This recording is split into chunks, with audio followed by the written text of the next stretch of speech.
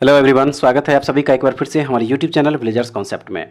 तो फ्रेंड्स, आज का जो वीडियो है यह अरिहंत पब्लिकेशन का मॉडल प्रैक्टिस सेट बुक है Bihar SSC second inter level vacancy के लिए, जिसमें कि टोटल 12,199 पोस्ट दिया हुआ है। ठीक है, तो चलिए शुरू करते हैं आज का वीडियो। और आज के वीडियो में हम लोग फ्रेंड्स देखने जा रहे हैं इस बुक का 9वां मॉडल प्रैक्टिस सेट। ठीक है, और इस वीडियो से पहले हम लोग इस बुक का 8 model practice set already cover कर चुके हैं। अगर आप लोग ये वीडियो नहीं देखे हैं तो इस आज की वीडियो में इन सारे वीडियो का लिंक प्रोवाइड करा दिया जाएगा, वहाँ से आप लोग देख लीजिएगा, या फिर हमारे चैनल के प्लेलिस्ट में जाके आप लोग इन सारे वीडियो को देख सकते हैं।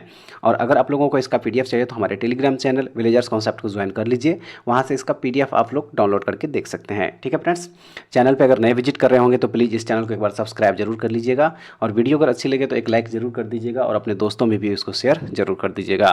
तो चलिए फिर शुरू करते हैं आज का सेशन और देखते हैं प्रैक्टिस सेट 9 का पहला क्वेश्चन यहाँ पे क्या कह रहा है।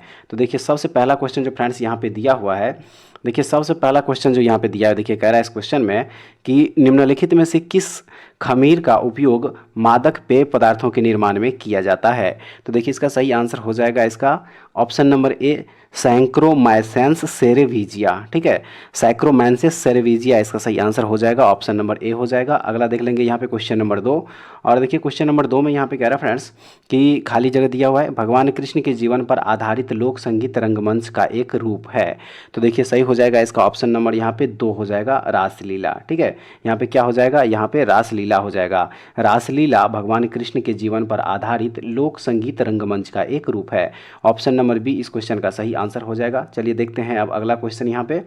और देखिए इस क्वेश्चन में कह रहा है कि भारतीय प्रतिभूति और विनिमय बोर्ड यानी कि सेबी की स्थापना वर्ष 1998 में एक गैर संवैधानिक निकाय के रूप में हुई थी। इसके बाद इसे किस वर्ष में संवैधानिक निकाय के रूप में स्थापित किया गया। सही हो जाएगा इसका, देखिए ऑप्शन नंबर बी, वर्ष 1992 में। ठीक है, वर्ष 1992 जो है इसका सही आंसर हो जाएगा। देखते हैं अगला क्वेश्चन यहाँ पे 4th नंबर।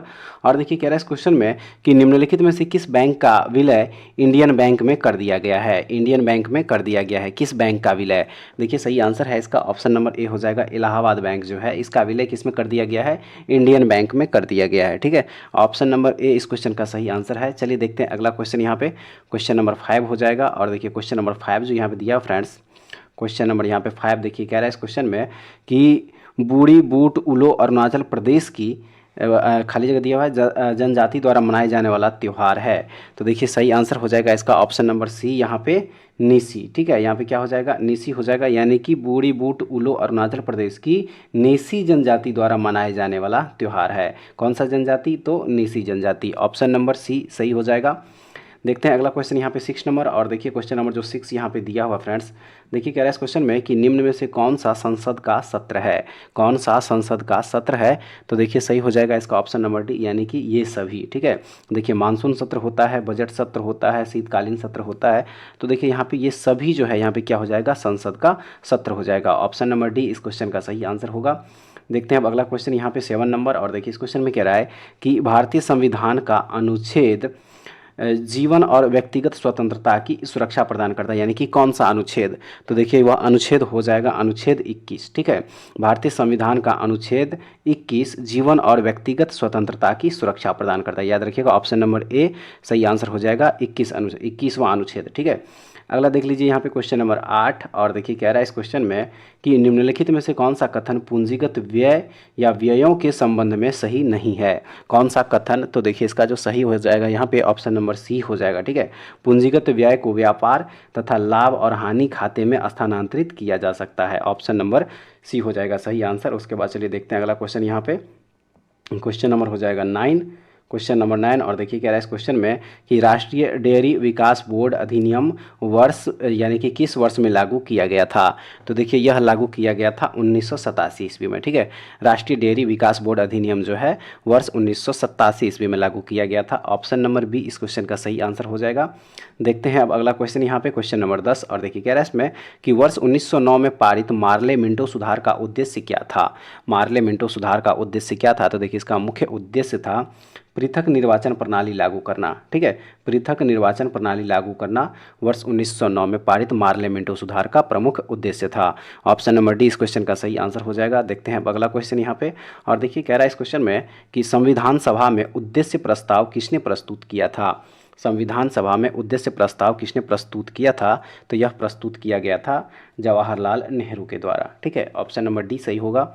अगला देख लेते हैं, यहाँ पे कह रहा है इस क्वेश्चन में कि ऊंचाई के भय को किस नाम से जाना जाता है? ऊंचाई के भय को किस नाम से जाना जाता है? तो इसे एक्रोफोबिया के नाम से जाना जाता है। ठीक है, इसे एक्रोफोबिया के नाम से जाना जाता है। इसके अंतर्गत क्या होता है कि इसके अंतर्गत व्यक्ति को किसी भी ऊंचाई से डर लगने लगता है, जिसमें छोटे स्टूल हो गया, टेबल हो गया, ऊंची छत भी शामिल है इसमें। तो इसके प्रमुख लक्षण जो है, ऊंचाई देखने पर दिल की धड़कन बढ़ जाना होता है, अधिक पसीना आना होता है, सीने में दर्द होना ये हो जाता है उसके। इसके अलावा जो है सिर चकराना आदि जो है ये सब होने लगता है। ठीक है, तो ऑप्शन नंबर सी इस क्वेश्चन का सही आंसर हो जाएगा। चलिए देखते हैं अगला क्वेश्चन, यहाँ पे क्वेश्चन नंबर 13। और देखिए कह रहा है इस क्वेश्चन में कि सेनकांग कहाँ की जातीय संस्कृति का एक हिस्सा है? सेनकांग, तो देखिए सही हो जाएगा इसका ऑप्शन नंबर सी, नागालैंड का। ठीक है, यहाँ पे क्या हो जाएगा? नागालैंड हो जाएगा। सेनकांग जो है नागालैंड की जातीय संस्कृति का एक हिस्सा है। ऑप्शन नंबर सी इस क्वेश्चन का सही आंसर हो जाएगा। देखते हैं अब अगला क्वेश्चन, यहाँ पे क्वेश्चन नंबर 14।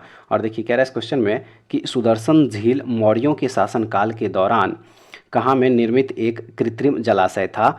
सही आंसर है इसका ऑप्शन नंबर ए, गुजरात। ठीक है, यहाँ पे क्या हो जाएगा? गुजरात हो जाएगा। सुदर्शन झील मौर्यों के शासनकाल के दौरान गुजरात में निर्मित एक कृत्रिम जलाशय था। ठीक है, ऑप्शन नंबर ए जो है सही हो जाएगा। देखते हैं अगला क्वेश्चन, यहाँ पे क्वेश्चन नंबर 15। और इसमें कह रहा है कि विक्रमशिला विश्वविद्यालय की स्थापना किसने की थी? विक्रमशिला विश्वविद्यालय की स्थापना, देखिए सही आंसर है इसका ऑप्शन नंबर सी हो जाएगा, धर्मपाल। ठीक है, धर्मपाल जो है विक्रमशिला विश्वविद्यालय की स्थापना किया था, याद रखिएगा। उसके बाद देखेंगे अगला क्वेश्चन यहाँ पे। और देखिए कह रहा है इस क्वेश्चन में कि प्रथम वित्तीय आयोग के अध्यक्ष कौन थे? प्रथम वित्तीय आयोग के अध्यक्ष कौन थे? तो सही है इसका के.सी. नियोगी। ठीक है, के.सी. नियोगी जो है प्रथम वित्तीय आयोग के अध्यक्ष थे, याद रखिएगा। देखते हैं अगला क्वेश्चन यहाँ पे। और देखिए कह रहा है इस क्वेश्चन में कि भारत की संसद द्वारा शिक्षा का अधिकार अधिनियम यानी कि आरटीई कब लागू किया गया था? तो यह लागू किया गया था 4 अगस्त 2009 ईस्वी को। ठीक है, 4 अगस्त 2009 ईस्वी को जो है भारत की संसद के द्वारा शिक्षा का अधिकार अधिनियम लागू किया गया था। देखते हैं अगला क्वेश्चन यहाँ पे। और देखिए अगला क्वेश्चन यहाँ पे दिया हुआ है कि किस राज्य की सरकार ने जून 2021 में रायमोना रिजर्व फॉरेस्ट को राज्य का 6ठा राष्ट्रीय उद्यान घोषित किया? किस राज्य की सरकार ने? तो सही आंसर है इसका देखिए असम की राज्य सरकार ने। ठीक है, असम की राज्य सरकार ने रायमोना रिजर्व फॉरेस्ट को राज्य का 6ठा राष्ट्रीय उद्यान घोषित किया है। अगला देख लीजिए क्वेश्चन यहाँ पे 19 नंबर। और इसमें कह रहा है कि पृथ्वी की सतह पर ओजोन की परत लगभग कितनी मोटी होती है? तो देखिए यह होती है लगभग 3 mm का। ठीक है, लगभग 3 mm मोटी होती है। ऑप्शन नंबर ए जो है इसका सही आंसर हो जाएगा। देखते हैं अगला क्वेश्चन यहाँ पे 20 नंबर। और देखिए इस क्वेश्चन में कह रहा है कि आत्मकथा टू वर्ड फ्रीडम किसके द्वारा लिखी गई थी? तो यह लिखी गई थी जवाहरलाल नेहरू के द्वारा। ठीक है, आत्मकथा टू वर्ड फ्रीडम जो है जवाहरलाल नेहरू के द्वारा लिखी गई थी। नेक्स्ट देख लीजिए यहाँ पे 21 नंबर क्वेश्चन। और देखिए इस क्वेश्चन में कह रहा है कि पंडित शिव कुमार शर्मा किस संगीत वाद्य यंत्र से संबंधित है? किस संगीत वाद्य यंत्र से? तो सही आंसर है इसका देखिए संतूर से। ठीक है, पंडित शिव कुमार शर्मा जो है संतूर वाद्य यंत्र से संबंधित है। ऑप्शन नंबर ए सही होगा। चलिए देखते हैं अगला क्वेश्चन यहाँ पे 22 नंबर। और क्वेश्चन नंबर जो 22 यहाँ पे दिया हुआ है, देखिए कह रहा है इस क्वेश्चन में कि भारतीय संविधान की प्रस्तावना के प्रारंभिक शब्द के संविधान से लिया गया है, यानी कि किस देश के संविधान से लिया गया है? तो याद रखिएगा यह संयुक्त राज्य अमेरिका के संविधान से लिया गया है। ठीक है, संयुक्त राज्य अमेरिका के संविधान से लिया गया है। देखिए भारतीय संविधान की प्रस्तावना के जो प्रारंभिक शब्द है वह यूएसए के संविधान से लिए गए हैं। और संविधान की प्रस्तावना के अनुसार संविधान के अधीन समस्त शक्तियों का केंद्र बिंदु या स्रोत भारत के लोग हैं, इसलिए संविधान की प्रस्तावना को संविधान की कुंजी भी कहा जाता है। याद रखिए ऑप्शन नंबर सी इस क्वेश्चन का सही आंसर होगा। चलिए देखते हैं अब अगला क्वेश्चन। देखिए अगला क्वेश्चन जो यहाँ पे दिया हुआ है, कह रहा है इस क्वेश्चन में कि सेरेना विलियम्स ने वर्ष यानी कि किस वर्ष में अपना प्रथम ग्रैंड स्लैम एकल खिताब जीता था? किस वर्ष में? तो देखिए इसका सही आंसर हो जाएगा ऑप्शन नंबर बी 1999 ईस्वी में। 1999 ईस्वी में सेरेना विलियम्स ने अपना प्रथम ग्रैंड स्लैम एकल खिताब जीता था, याद रखिएगा। ठीक है फ्रेंड्स, उसके बाद देखते हैं अगला क्वेश्चन यहाँ पे 24 नंबर। और कह रहा है इसमें कि कौन सा देश 101वें सदस्य के रूप में अंतर्राष्ट्रीय सौर गठबंधन में शामिल हो गया है? कौन सा देश? तो देखिए वह देश है यूएसए। ठीक है, यूनाइटेड स्टेट ऑफ अमेरिका जो है इसका सही आंसर हो जाएगा। उसके बाद देखेंगे अगला क्वेश्चन यहाँ पे। और देखिए कह रहा है इस क्वेश्चन में कि पंजाब सरकार ने किस अंतर्राष्ट्रीय हॉकी स्टेडियम का नाम बदलकर बलबीर सिंह सीनियर के नाम पर कर दिया है? सही आंसर है इसका ऑप्शन नंबर ए मोहाली। ठीक है। मोहाली अंतर्राष्ट्रीय हॉकी स्टेडियम का नाम बदलकर क्या कर दिया गया है, तो बलबीर सिंह सीनियर कर दिया गया, ठीक है। ऑप्शन नंबर ए इसका सही आंसर है। चलिए देखते हैं अगला क्वेश्चन, यहाँ पे क्वेश्चन नंबर 26 और इसमें कह रहा है कि एनीथिंग बट खामोश किसकी आत्मकथा है। एनीथिंग बट खामोश किसकी आत्मकथा है, तो यह आत्मकथा है, याद रखिएगा, शत्रुघ्न सिन्हा का, ठीक है। भारतीय अभिनेता शत्रुघ्न सिन्हा का जो है यह आत्मकथा है। अगला देख लीजिए यहाँ पे 27 नंबर क्वेश्चन और इसमें कह रहा है कि निम्न में से कौन सी पुस्तक जेके रॉलिंग द्वारा नहीं लिखी गई है। कौन सी पुस्तक, तो देखिए वह पुस्तक है ए विजार्ड ऑफ अर्थसी, ठीक है। ए विजार्ड ऑफ अर्थसी पुस्तक जो है जेके रॉलिंग द्वारा नहीं लिखी गई है, याद रखिएगा, ठीक है फ्रेंड्स। उसके बाद चलिए देखते हैं अब अगला क्वेश्चन यहाँ पे 28 नंबर और देखिए कह रहा है इस क्वेश्चन में कि कलेश्वरम लिफ्ट सिंचाई परियोजना या KLIP किस राज्य में एक बहुउद्देशीय परियोजना है। किस राज्य में, तो देखिए यह हो जाएगा तेलंगाना में, ठीक है। ऑप्शन नंबर ए इसका सही आंसर है। देखते हैं अब अगला क्वेश्चन और इसमें कह रहा है कि महात्मा गांधी ने किस वर्ष अंग्रेजों द्वारा पारित रॉलेट एक्ट के खिलाफ सत्याग्रह का आह्वान किया था। किस वर्ष में, तो सही आंसर है इसका देखिए 1919 ईस्वी में, ठीक है, 1919 ईस्वी। उसके बाद देखते हैं अगला क्वेश्चन यहाँ पे और देखिए कह रहा है इस क्वेश्चन में कि भारतीय संविधान का भाग आधिकारिक भाषा से संबंधित है, यानी कि भारतीय संविधान का कौन सा भाग आधिकारिक भाषा से संबंधित है। देखिए सही आंसर हो जाएगा इसका ऑप्शन नंबर सी हो जाएगा यहाँ पे, ठीक है। ऑप्शन नंबर यहाँ पे सी हो जाएगा, यानी कि 17वां भाग, ठीक है। कौन सा भाग हो जाएगा यहाँ पे, 17वां भाग हो जाएगा। ऑप्शन नंबर सी इस क्वेश्चन का सही आंसर है। देखते हैं अगला क्वेश्चन यहाँ पे और देखिए कह रहा है इस क्वेश्चन में कि फसलों के लिए न्यूनतम समर्थन मूल्य यानी कि MSP की अवधारणा को किसके बाद भारत सरकार द्वारा पहली बार घोषित किया गया था, तो सही आंसर हो जाएगा इसका ऑप्शन नंबर डी, हरित क्रांति के बाद, ठीक है। क्या हो जाएगा यहाँ पे, हरित क्रांति हो जाएगा। फसलों के लिए न्यूनतम समर्थन मूल्य MSP की अवधारणा को हरित क्रांति के बाद भारत सरकार द्वारा पहली बार घोषित किया गया था, याद रखिए ऑप्शन नंबर डी सही हो जाएगा। देखते हैं अब अगला क्वेश्चन यहाँ पे और देखिए कह रहा है इस क्वेश्चन में कि विश्व पर्यावरण दिवस कब मनाया जाता है। विश्व पर्यावरण दिवस कब मनाया जाता है, तो याद रखिएगा यह 5 जून को मनाया जाता है, ठीक है। 5 जून को विश्व पर्यावरण दिवस मनाया जाता है। देखेंगे अब अगला क्वेश्चन, क्वेश्चन नंबर हो जाएगा 33 और देखिए कह रहा है इस क्वेश्चन में कि निम्नलिखित में से कौन सा स्मारक पटियाला में नहीं है। कौन सा स्मारक, तो देखिए यहाँ पे जो गोविंदगढ़ का किला है, गोविंदगढ़ का किला यह पटियाला में नहीं है, ठीक है। गोविंदगढ़ का जो किला है यह पटियाला में नहीं है, ठीक है फ्रेंड्स। उसके बाद चलिए अब देखते हैं अगला क्वेश्चन यहाँ पे 34 नंबर और क्वेश्चन नंबर जो 34 यहाँ पे दिया हुआ है, देखिए कह रहा है इसमें कि श्योक, गिलगिट और जास्कर किसकी प्रमुख सहायक नदी है। किसकी प्रमुख सहायक नदी है, तो यह देखिए सिंधु नदी की प्रमुख सहायक नदी है, याद रखिएगा ऑप्शन नंबर बी हो जाएगा।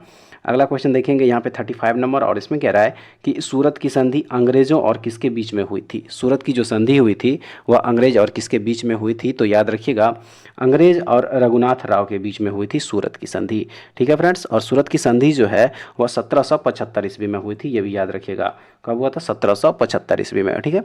चलिए देखते हैं अब अगला क्वेश्चन यहाँ पे। देखिए अगला क्वेश्चन जो यहाँ पे दिया हुआ है 36 नंबर कह रहा है इसमें कि 1780 ईस्वी में किसने भारत में पहला अखबार द बंगाल गजट नाम से प्रकाशित किया। सही आंसर है इसका option number B, James Augustus Hicky, ठीक है। यानी कि J.A. हिक्की के द्वारा जो है 1780 ईस्वी में भारत में पहला अखबार द बंगाल गजट प्रकाशित किया गया था, याद रखिएगा।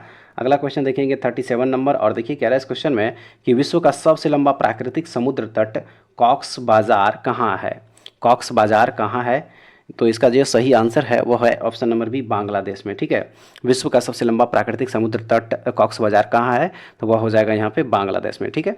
देखते हैं अब अगला क्वेश्चन यहाँ पे और देखिए कह रहा है इसमें कि आसियान का मुख्यालय या सचिवालय किस शहर में स्थित है, तो सही आंसर हो जाएगा इसका जाकार्ता, ठीक है। इंडोनेशिया की जाकार्ता में आसियान का जो है यहाँ पे मुख्यालय हो जाएगा, ऑप्शन नंबर सी हो जाएगा। अगला देख लीजिए यहाँ पे 39 और इसमें कह रहा है कि एक मादा शेर तथा नर टाइगर के वंशज को क्या कहा जाता है, तो उसे कहा जाता है टाइगॉन। क्या कहा जाता है, टाइगॉन कहा जाता है।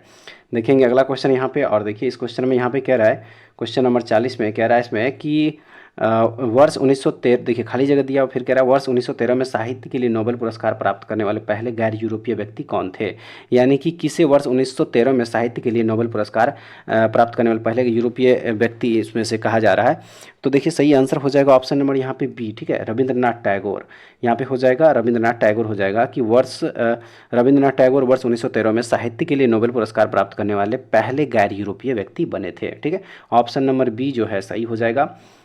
आइए अब देखते हैं अगला क्वेश्चन 41 नंबर। और देखिए इसमें कह रहा है कि 6ठी शताब्दी ईस्वी पूर्व विश्व की प्रथम गणतंत्रात्मक व्यवस्था कहाँ थी। तो याद रखिएगा यह व्यवस्था थी ऑप्शन नंबर ए यानी कि वैशाली में। ठीक है, ऑप्शन नंबर ए वैशाली में। नेक्स्ट देखेंगे यहाँ पे 42 नंबर क्वेश्चन। और देखिए इस क्वेश्चन में कह रहा है कि प्रथम मुगल शासक कौन था जिसका राज्याभिषेक पटना में हुआ था।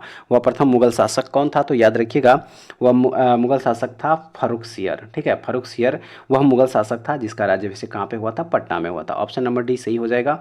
देखते हैं अगला क्वेश्चन यहाँ पे 43 नंबर। और देखिए क्वेश्चन नंबर जो 43 यहाँ पे दिया हुआ है, देखिए कह रहा है इस क्वेश्चन में कि गांधी जी ने चंपारण सत्याग्रह किस वर्ष किया था।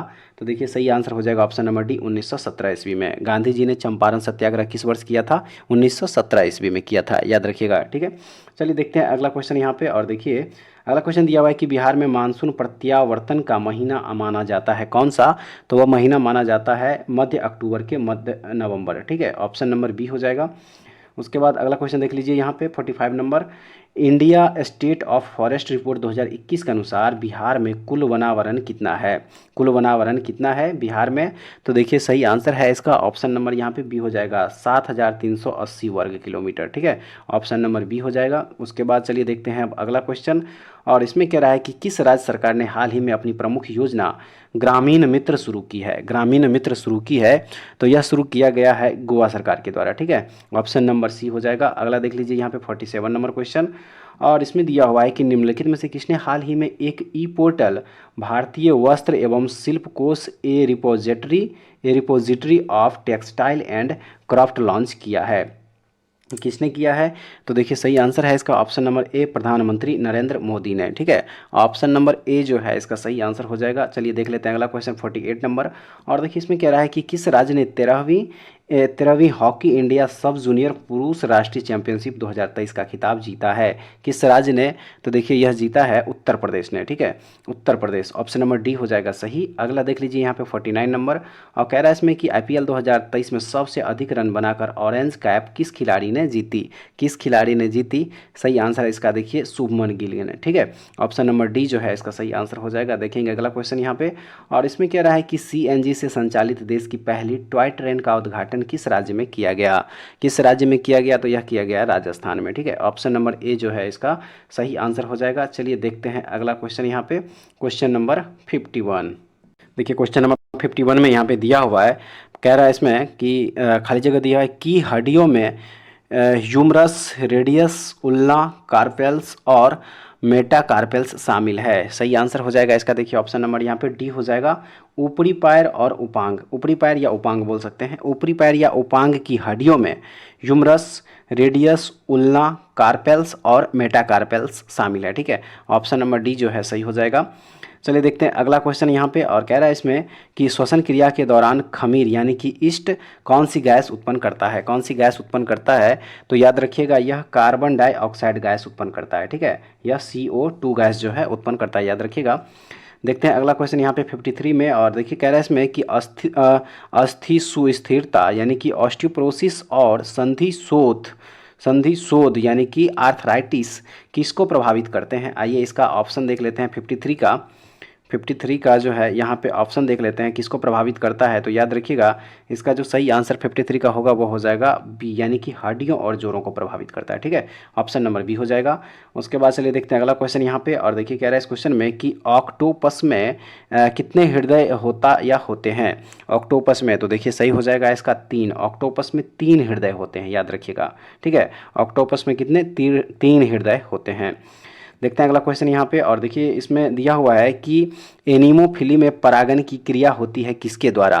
किसके द्वारा परागन की क्रिया द्वारा होती है, तो वह होती है हवा के द्वारा। एनीमोफिली में परागन की जो क्रिया होती है वह हवा के द्वारा यानी वाइंड के द्वारा होती है। ठीक है, ऑप्शन नंबर बी हो जाएगा।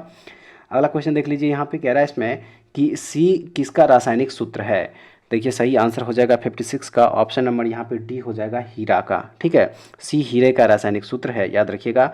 हीरा एक पारदर्शी रत्न है। ठीक है फ्रेंड्स, जो कि कार्बन का शुद्धतम रूप है।